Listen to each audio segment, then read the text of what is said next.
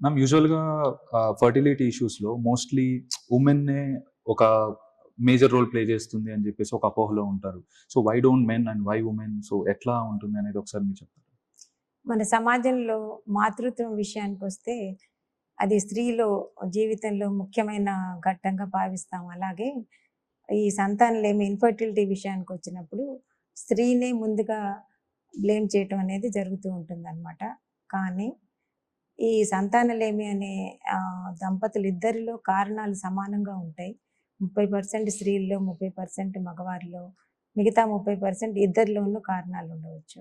కాబట్టి ఈ ఇన్‌ఫర్టిలిటీకి గల కారణాలని విద్యావంతులు, తర్వాత సోషల్ మీడియా ద్వారా సమాజంలో కొంత అవగాహన తీసుకొస్తే ఆల్రెడీ దంపతులిద్దరూ ఒత్తిడితో ఉంటారనమాట. సంతానం లేని దంపతులు. సో, వాళ్ళకి కొంత మోరల్ సపోర్ట్, ఆత్మస్థైర్యాన్ని ఇవ్వటానికి అవకాశం ఉంటుంది. చిట్ట చివరిగా ఇంకొక విషయం ఏంటంటే, సంతానం లేని దంపతులు ఇద్దరూ కలిసి డాక్టర్‌ని కన్సల్ట్ చేయాలి.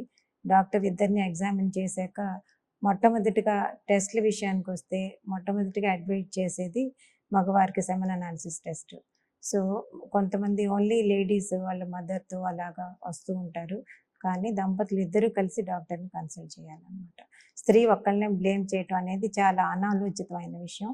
దంపతులిద్దరూ కారణాలుంటాయి కాబట్టి ఇద్దరూ సమానంగా దాన్ని షేర్ చేసుకోవాలి.